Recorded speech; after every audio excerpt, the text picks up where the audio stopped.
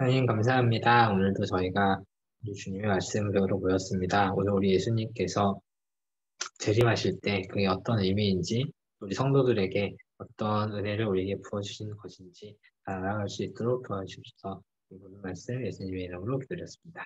네. 자, 이제 기독론이 몇 가지에 이루고 있어요. 그래서 기독론 배울 때 기독론 배우면서 예수님의 여러 가지 사역에 대해서 배웠고, 이제 지난번에 예수님의 비하와 승기의 대표들이 예수님의 죽음, 그리고 부활, 승천에 대해서 배웠죠. 그리고 이게 이제 예전에 하신 얘기고, 오늘 이제 우리가 배워야 될 게 재림이 있습니다. 공생의 이후에 이 네 가지 사역을 대표적으로 하시고, 이거는 영원 이후에 하시는 그런, 영원 이후라기보다는 미래에 하시게 될 그런 사역이에요. 그 재림에 대해서 배울 건데, 먼저 첫 번째로 재림의 중요성에 대해서 보겠습니다. 오늘 내용이 많아서 쭉 넘어갈게요. 자, 일단 재림이 왜 중요하냐고 하면은, 일단 성경에 보면은 여기저기에 재림이 엄청 많이 반복돼서 나와요. 예. 중요한 건 항상 반복 학습을 하잖아요. 그런 식으로 성경에, 특히 신약 성경에 재림에 대해서 이제 예수님 스스로도 그리고 어떤 사도들도 엄청 많이 말을 합니다. 마태복음에서도 그렇고 마가복음, 누가복음, 특히 데살로니가 전서는 아예 대놓고 이제 바울이 재림에 대해서 그 데살로니가 교회에 이렇게 뭐지? 보내는 편지이고요. 요한계시록에도 재림으로 시작해서 재림으로 끝나는 아멘 주 예수 오시옵소서 이렇게 끝나잖아요. 그렇게 끝나는 책입니다. 그리고 예수님, 천사, 사도들도 신약 성경에서 예수님의 재림에 대해서 무수히 많이 선포를 해요.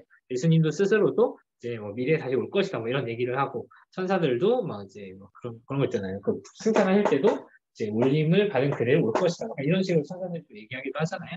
사도들도 베드로나 바울도 예수님의 재림에 대해서 끊임없이 계속 가르치고 있고요. 그만큼 재림이 중요하니까 반복해서 가르치고 있습니다. 성경에서요. 두 번째, 그러면은 재림이 그렇게 중요한데 예수님께서 어떻게 재림을 하실 것인가 모습을 아는 게 중요해요. 특히 그 예수님이 재림하시는 방식을 잘 알아야 이단에 빠지지가 않아요. 네. 이단들이 대표적으로 주장을 많이 하는 것 중에 하나가 내가 바로 재림 예수다 이거잖아요. 이단들이 이제 보통 이렇게 세 가지 유형이 있어요. 내가 하나님이다. 내가 예수님이다. 이런 식으로. 그리고 근데 사실 내가 성령님이라는 조금 약해. 별로 없어. 내가 하나님이고 내가 예수님이다. 이런 얘기를 되게 많이 하거든요. 내가 이제 재림한 예수다. 내가 재림 예수다. 그러니까 이제 날 따라 이런 식의 주장을 되게 많이 하는데 우리가 재림을 어떻게 하는지 알면은 이런 거에 속지 않을 수 있다는 게 그래서 배울 또 하나의 내용입니다. 첫 번째로 예수님은 인격적으로 재림하십니다.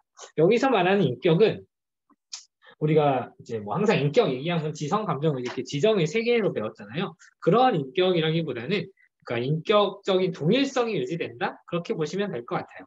그렇죠? 그래서 예수님께서 이 땅에 오셨을 때, 처음에 초림하셨을 때, 동정역에서 마리아에서 나신 그 예수님, 우리를 위해 죽으시고 부활하시고 또 승천하신 그 예수님이 오신다. 다른 예수님이 아니라 인격적인 동일성이 유지된 그 예수님이 오신다는 게 인격적 재림이고요. 두 번째로 육체적인 재림입니다. 물론 이제 예수님이 승천하시고 이제 성령님을 우리에게 보내주셨어요. 성령님을 통해서 성령님이 우리에게 이제 임재하여 계시죠. 근데 어쨌든 삼위일체 하나님 중에 한 분이신 성령님이 우리 안에 임재해 있고 이제 이미 와 계시지만 그렇게 영적으로 임하시는 것과 육체를 입으신 예수님이 육체적인 재림을 하시는 것도 별개의 문제입니다. 그래서 그 두 개를 항상 구별해야 되고 예수님의 재림은 그 육체적 재림이다. 예수님의 그 육체를 가지고 부활하신 육체를 가지고 승천하셨고 또 재림하실 것이다.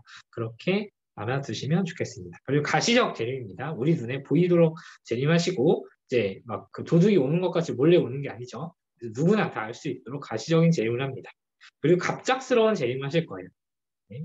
그렇죠. 모든 사람들이 일상생활 하다가 시집가고 장가가고 바가고 하다가 예수님이 오신다 이런 내용이 성경에 있죠. 그렇지만 재림을 준비하며 기다리는 신도들에게는 결코 갑작스러운 재림은 아닐 겁니다. 언제나 준비하고 있었기 때문에 깨어 있었기 때문에 그리고 영광스러운 재림이 될 겁니다. 초림 때는 이제 마국간에서 되게 겸손의 왕으로 오셨지만 이제 재림을 하실 때는 만왕의 왕이요 만주의 주이신 그런 권능을 가지고 재림하실 겁니다.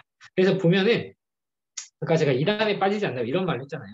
그러니까 사실 뭐 내가 예수다, 내가 재림 예수다 이런 주장을 하는 사람에게 전혀 속을 이유가 없는 게 보세요. 인격적 재림이라고 했는데 그 인격적 동일성이 유지된 재림이라고 했잖아요. 그 육체적 재림이라고 했잖아요. 그렇죠? 근데 뭐 우리나라나 뭐 다른 세계 곳곳에서 내가 예수다라고 주장하는 사람들을 보면은 전혀 예수님과 그 인격적 동일성이 유지되어 있지도 않고 그리고 예수님의 그 육체를 가지고 재림하지도 않았죠. 그리고 모든 사람의 눈에 보이도록 가시적 재림을 해야 되는데 뭐 그 재림을 아는 사람도 있고 모르는 사람도 있잖아요. 그러면은 이제 바로 이제 그 정상적인 예수님의 재림이 아닌 거죠. 그래서 우리는 그들이 주장하는 바가 다 잘못된 재림이다라고 얘기를 할 수가 있습니다.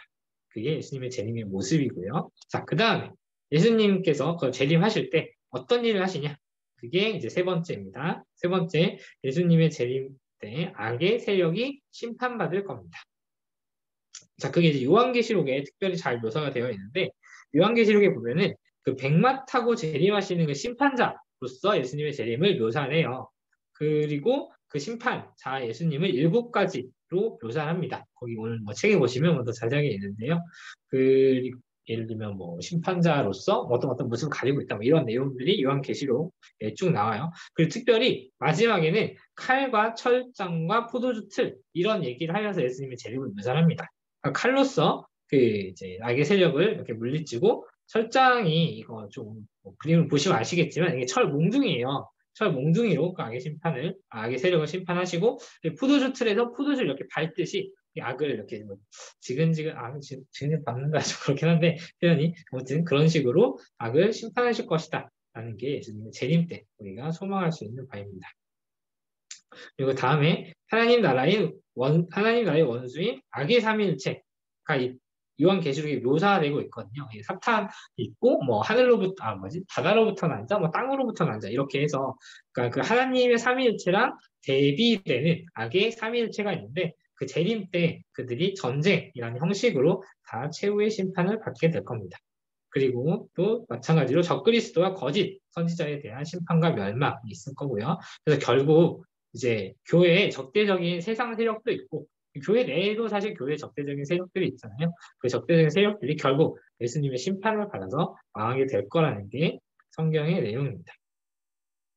그리고 요한계시록 20장에 보면은 그 사탄의 심판과 멸망과 관련해서 천년왕국이라는 게 나타나요. 사실 천년왕국이라는 것도 우리가 이제 언제죠? 종말론 가면은 올해 말에 종말론 가면 조금 이제 더 자세히 배울 텐데 뭐 전천년설, 뭐 후천년설 뭐 이런 게 있어요.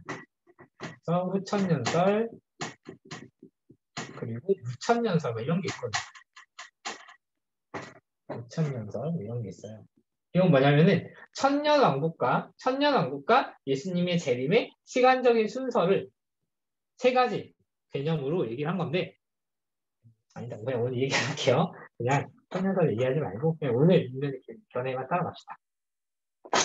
자, 오늘 보시면 그 사탄이 천년왕국 끝에 잠시 석방된다고 했는데 천년왕국이 뭐냐면 천년이 진짜 그 숫자의 천이 아니라 어떤 상징적인 의미의 그냥 천인데 이제 그 예수님이 이렇게 이제 교회 시대가 이렇게 있다가 예수님이 재림을 하시고 그 다음에 이제 영원 시대로 넘어가게 되거든요. 예수님과 이제 하나님과 영원히 동행하는 그런 시대로 넘어가게 되는데 그 재림 직전에 사탄이 잠시 활개를 치는 종말의 때가 있을 거예요. 이때를 우리가 천년왕국이라고 합니다. 그 천년왕국 시대에 사탄이 이 천년왕국 끝에 잠시 석방되어서 이 적대적인 세력을 모을 거예요. 악의 세력을 이렇게 미혹해서 모을 거예요. 그래서 하나님의 공격을 하나님의 백성을 그렇게 공격하지만 결국 하나님께서는 하늘에서 불을 내려서 그 원수들을 소멸할 거고요. 결국 하나님께서 악을 최종적으로 심판하실 때가 있다는 것을 우리가 예수님의 재림을 통해서 이렇게 기대할 수 있습니다. 그러니까 이때 막 사탄의 세력이 막 활동하다가 예수님의 재림 때 이 사탄의 세력이 다 멸망하고 이제 완전한 교회가 영원의 시대로 넘어가게 될 겁니다. 그게 언제 일어난다? 예수님의 재림 때 일어난다. 그래서 지금 세상이 뭔가 혼탁하고 교회에 다니면 손해보는 것 같고 교회를 다니면 핍박받는 것 같고 그래도 결국 예수님의 재림으로 이게 다 문제가 해결될 것이다. 이렇게 보시면 되겠습니다. 네 번째, 예수님의 재림이 성경에서 혼인잔치로 많이 비유가 돼요. 아시다시피 신랑 되신 예수님과 신부된 교회의 혼인이라고 보시면 되는데 결혼 관계는 하나님께서 이 세상에서 허락하신 정말로 많은 여러 가지 관계 중에 가장 친밀한 연합 관계예요. 그렇죠? 사실 뭐 부모 자식 간의 연보다 부부 관계가 더 친밀한 연합 관계죠. 그래서 신랑이신 예수님과 신부인 교회 사이 결혼식이 이렇게 있을 텐데요. 이게 제가 이렇게 뭐 순서대로 이렇게 표시해 놓긴 했는데, 어디를 보시면 먼저 좋을 것 같아요. 네 번째를 먼저 보시면, 이제 이게 유대 풍습에로부터 조금 비롯이 되는데, 유대 풍습은 먼저 이제 약혼을 하고 그 다음에 결혼을 했잖아요. 이 약혼이 오늘날 우리가 말하는 그 약혼이랑 조금 이제 다른 개념이라 그 약혼 자체로 그 두 사람 간의 부부 관계가 성립이 되고 그리고 이제 신부는 그 약혼 이후에 결혼까지 몸을 계속 단장하면서 막 옷을 만들고 막 유양 뭐 이런 걸 막 유양 이런 걸 모으고 막 그러면서 이제 결혼을 준비를 했어요. 준비하는 기간이 있었거든요. 마찬가지로 초림 이후에 예수님께서 그 죄의 문제를 해결하셔서 이제 교회와 예수님이 하나로 연합됐어요. 교회의 머리이신 예수님을 기반으로 이제 교회가 이렇게 운영되고 교회가 살아가고 있죠. 근데 이제 예수님께서 이제 승천하시고 재림하실 때까지 요 기간에 교회가 그 이제 재림 때 혼인 잔치를 기다리면서 예수님을 기다리는 신부로서의 단장을 하는 그런 약혼 기간이라고 보시면 되겠습니다. 그리고 그 약혼 기간에 신부가 이제 몸 단장을 하면서 새 단장을 하면서 신랑을 기다리고 신랑이 이제 신부를 데리러 옵니다. 언제? 혼인 잔칫날. 그래서 재림날은 교회에 있어서 혼인 잔칫날로 비유가 되고 있습니다. 이 약간 유대 관습을 좀 아셔야 좀 더 이해가 쉬울 거예요. 그래서 다시 두 번째 줄로 올라가면은 예수님이 재림하시기까지 지상에 있는 교회가 결혼을 앞둔 신부로서 못난자라는 시간을 보내고 있고요. 그리고 특별히 성경에는 그 신부가 빛나고 깨끗한 세마포 옷을 준비한다고 합니다. 이거는 성도들이 행한 옳은 행위로서의 그런 옳은 행실 뿐만 아니라 또 성도들을 옳게 해주시는 하나님의 행동, 그러니까 믿음으로서 우리가 순결하게 되는 그런 것들을 우리가 이 관점에서 볼 수가 있겠습니다. 그렇게 되는 게 이제 재림 때 우리 성도들의 기쁨이고요. 다섯 번째, 예수님의 재림 이후에는 어떻게 될 것인가? 이거를 보는 게 이제 다섯 번째 관점인데, 사실 이거는 나중에, 아까도 말했지만 정말로 가서 조금 더 자세히 배울 테지만, 오늘 맛배기로 보겠습니다. 처음에 재림이 일어나면 어떤 일이 일어나냐면은, 우리가 부활 때 배웠죠. 부활 때 몸의 부활이 같이 있을 거다라고 배웠죠. 마찬가지로, 그러니까 그게 이제 이 재림 이후 이때 최후의 이제 그 부활이 있을 거예요. 몸의 부활, 죽은 자의 부활이 있을 건데, 특별히 신자는 생명의 부활로, 그리고 불신자는 심판의 부활로, 일단 신자, 불신자 모두 부활할 겁니다. 다만, 이제 그게 어떤 부활이냐에 따라 좀 다르고, 육체적 부활이 있을 거다라는 장점이 있어요. 그리고 그 이후에 또 종말에 가서 당연히 최후의 심판이 있겠죠. 최후의 심판에 의인과 악인이 영원히 분리되고, 모든 악한 일들이, 인류 역사상 일어났던 모든 악한 일들이 공의로 심판받게 될 겁니다. 세 번째, 불신자는 이제 그래서 영원한 심판이요, 영원한 지옥, 영원한 형벌에 빠지게 될 거고요. 신자는 반면에 영원한 천국에 갈 겁니다. 물론 이제 신자에게 죄가 없어서가 아니에요. 그리고 신자가 죄값을 다 치렀기 때문이 아니에요. 예수님이 대신 치러주셨기 때문에 우리가 천국에 갈 수 있는 게 재림 이후에 일어날 일입니다. 자, 마지막 여섯 번째는 그러면은 우리가 재림에 대처하는 성도들의 자세, 재림을 대하는 성도들의 자세를 보겠습니다. 첫 번째는 이걸 먼저 보면 될 것 같아요. 사실 뭐 여기 있는 저도 그렇고 여러분도 뭐 때때로 그러실 거고 교회는 많은 사람들이 그럴 거예요. 사실 예수님의 재림을 기다리기까지는 조금 애매하죠. 그러니까 예수님이 재림하시는 거를 뭐 좀 이렇게 추상적인 의미의 소망을 할 수는 있고 예수님이 재림하실 거라는 걸 인지는 하고 있고 그런 것에 대해서 약간의 뭐 두려움은 좀 덜 할 수 있지만 그래도 빨리 예수님 오셨으면 좋겠다라는 의미를 제대로 새기지 못하는 것 같아요. 그런 이유가 여러 가지가 있다고 합니다. 첫 번째로는 우리나라에도 많이 있었는데 그 시한부 종말론자들이 있죠. 이제 막 휴거 막 주장하고 이런 단체 집단들이 있었잖아요. 그들로 인해서 그러니까 종말이잖아요. 사실 종말에 대한 정상적인 기대감이 위축되어 있는 영향이 좀 큽니다. 괜히 막 종말을 얘기하고 그 종말이 올 거야라고 하면 좀 이상한 사람 같고 막 그런 분위기가 좀 있잖아요. 그런 게 있고요. 두 번째로 물질주의에 빠져가지고 사실 이제 사람이 좀 간사하게 이 세상이 힘들고 세상이 좀 힘겹고 고난이고 그러면은 앞으로 천국을 기대하고 그럴 테지만 이 세상 삶이 너무 좋아 즐거워 어느 정도 행복해 그러면은 굳이 막 그 이제 재림을 기대하지 않겠죠. 그런 것 때문에 우리가 재림을 기대하지 않고 있고요. 또 종말에 얼마나 영광스러워질지 근데 이게 얼마나 좋을지 모르니까 기대할 수가 없는 거죠. 그런 우리가 이해 부족 상태에 빠져 있습니다. 그렇지만 우리는 예수님의 재림을 간절히 기다려야겠죠. 첫 번째로는 그 재림이야말로 예수님이 구원의 완성이기 때문이에요.